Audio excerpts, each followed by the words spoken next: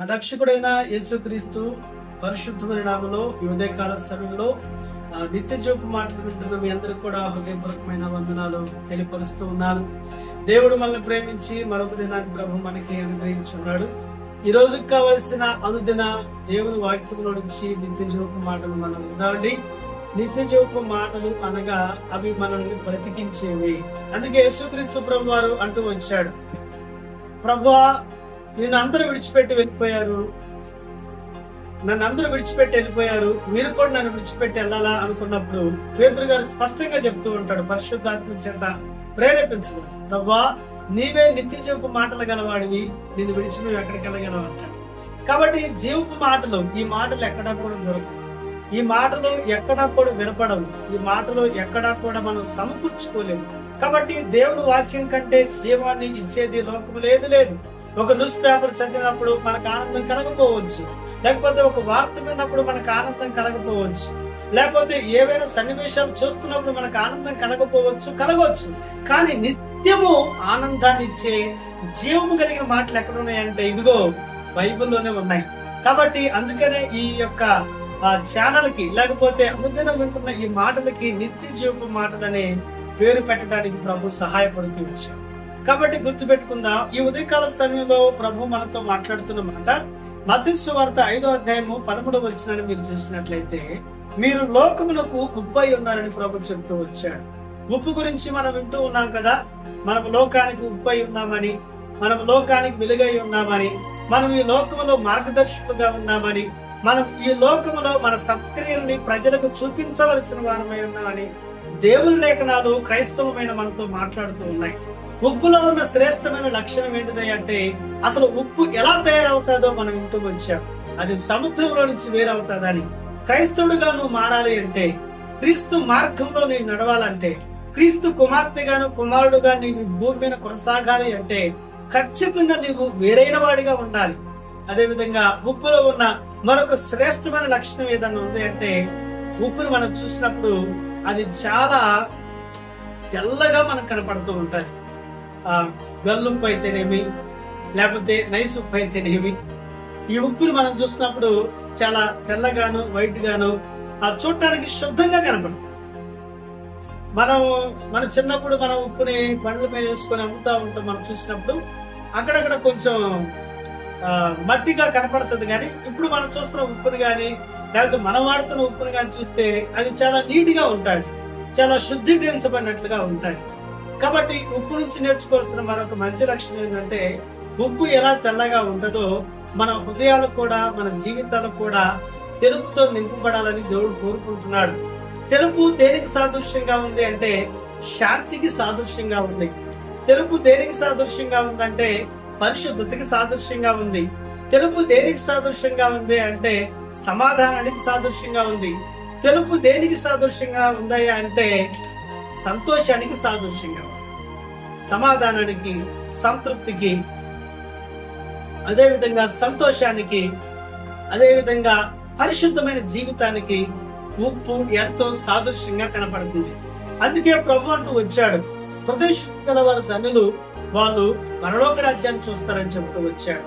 హృదయ శుద్ధి గల వారు ఎవరైతే ఉన్నారో వాళ్ళు శుద్ధీకరించబడిన జీవితాన్ని, శుద్ధీకరించబడిన అంతరంగాన్ని, శుద్ధీకరించబడిన కోరికలు, శుద్ధీకరించబడిన ఆలోచనలతో వారి భక్తి జీవితాన్ని వారు కొనసాగిస్తూ వస్తారు.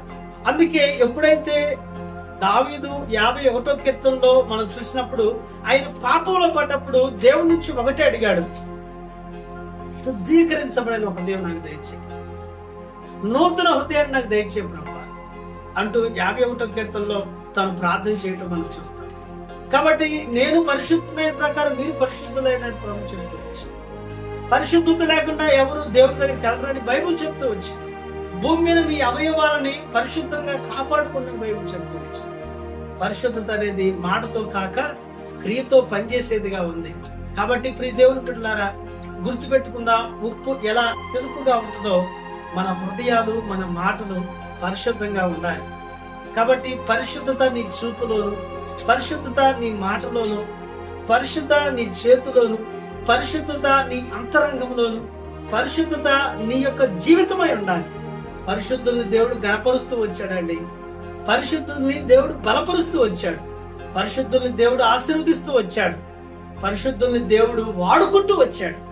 అందుకే పౌలు అంటాడు కదా, ఏ పాత్ర అయితే పరిశుద్ధంగా ఉంటుందో, ఏ పాత్ర అయితే శుద్ధీకరించబడి ఉంటుందో ఆ పాత్రని యజమాను వాడుకుంటాడంట. దేవుడి చేతిలో వాడబడే వాళ్ళు చాలా మంది ఉన్నారు, దేవుని కూడా వాడుకునే వాళ్ళు చాలా మంది ఉన్నారు. దేవుడి చేతిలో వాడబడేవాడు ఎవరయ్యా అంటే పరిశుద్ధంగా జీవించిన వాడే. గుర్తుపెట్టుకుందాం, పరలోకంలో ఎవరికి స్థానం ఉంది? పరిశుద్ధులకి. పరలోకంలో ఎవరున్నారు? పరిశుద్ధులే. పరలోకంలో ఏ దేవుడు ఉన్నాడు? పరిశుద్ధమైన దేవుడు. పరలోకంలో ఆరాధించే వాళ్ళు పరిశుద్ధులే. కాబట్టి మనం ధ్యానించే బైబిల్ గ్రంథానికి రాయబడిన పేరే పరిశుద్ధ గ్రంథం. మనం సేవిస్తున్న దేవుడు పరిశుద్ధుడు. ఆయన ఆరాధించే గుంపు పరిశుద్ధమైనది. ఆయన సంఘము పరిశుద్ధపరచబడింది.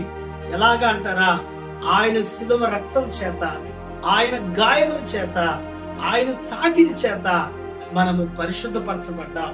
క్రీస్తు నామములో పరిశుద్ధత ఉందండి. క్రీస్తు వాక్కులో పరిశుద్ధత ఉంది. క్రీస్తు చూపులో పరిశుద్ధత ఉంది. ఆయన చేతులు పరిశుద్ధమైన చేతులు కదా. కాబట్టి క్రైస్తవం దేనితో ముడిపడిపోయింది? క్రైస్తవం దేనితో నింపబడిపోయింది అంటే పరిశుద్ధతతోటే.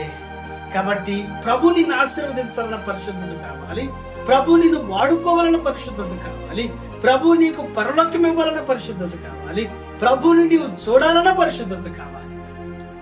ఈ రోజులో పరిశుభ్రంగా ఉండే వాళ్ళు ఉన్నారు, కానీ పరిశుద్ధత కలిగి ఉన్న వాళ్ళు చాలా తక్కువ మంది. మనం తినే ప్లేటు పరిశుభ్రంగా ఉండాలని కోరుకుంటాం, మనం వేసుకునే వస్త్రాలు పరిశుభ్రంగా ఉండాలని కోరుకుంటాం, మన యొక్క దేహము పరిశుభ్రంగా ఉండాలని కోరుకుంటాం, మనం ఎక్కడైనా పడుకునేటప్పుడు ఆ స్థలము పరిశుభ్రంగా ఉండాలని కోరుకుంటాం, మనం వెళ్ళే స్థలాలు పరిశుభ్రంగా ఉండాలని కోరుకుంటాం. కానీ మన హృదయము పరిశుద్ధంగా ఉండాలని కోరుకునే వాళ్ళు ఎంతమంది ఉన్నారు? కాబట్టి భౌతికమైన పరిశుభ్రానికి ఎంత ప్రాముఖ్యత ఇస్తుంది మన దేశం. స్వచ్ఛ భారత్ అని పేరు పెట్టారు కదా. భారతదేశంలో ఎక్కడ అపరిశుద్ధత కనపడకూడదు అనుకుంటున్నారు, కానీ నిజంగా దాని కొరకు కోట్ల రూపాయలు ఖర్చు పెడుతున్నారు. కానీ హృదయ శుద్ధి కొరకు పోరాడే వారు ఎవరున్నారు? హృదయ శుద్ధి కొరకు ఖర్చు పెట్టే వాళ్ళు ఎవరున్నారు? హృదయం శుద్ధిగా పెట్టుకోండి అని చెప్పే వాళ్ళు ఎవరున్నారు?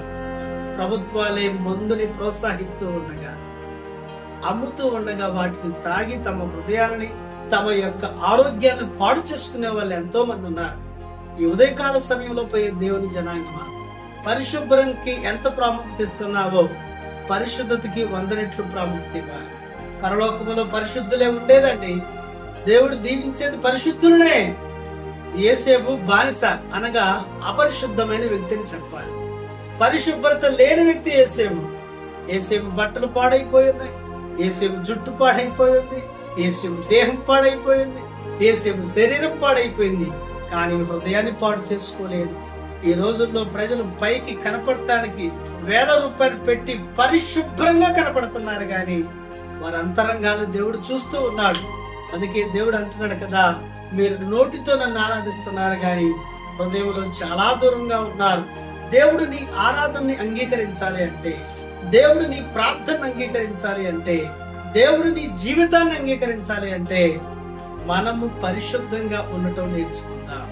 కాబట్టి ఉప్పు నుంచి మనం నేర్చుకోగలిగిన మరొక సత్యం ఏంటిది అంటే పరిశుద్ధత. శుద్ధీకరించబడిన ఉప్పు, వేరైన ఉప్పు. కాబట్టి లోకమునకు ఉప్పుగా బ్రతకాలి అంటే పరిశుద్ధత ఎంతో అవసరమైనది. ప్రభుని దీవించాలి అంటే పరిశుద్ధత అవసరమైనది గుర్తుపెట్టుకుంటూ పరిశుద్ధంగా బ్రతుకుతూ ప్రభు యొద్దకు చేరుతాం. దేవుడి మాటలు దీవించి ఆశీర్వదించును గాక. ఆమేన్.